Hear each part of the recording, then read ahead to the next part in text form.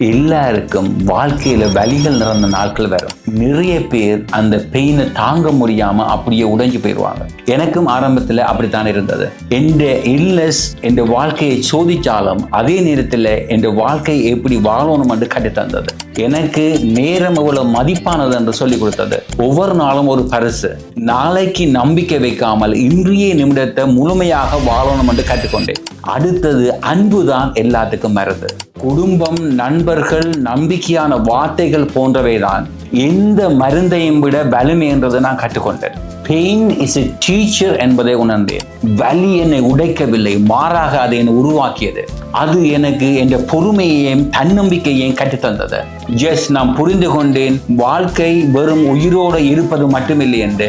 ஒவ்வொரு நிமிடத்தையும் உணர்ந்து வாழ்வதுதான் உண்மையான வெற்றி. என் வலி என்னை மாற்றியது. என் வாழ்வை புரிய வைத்து என் வாழ்வையும் மாற்றியது.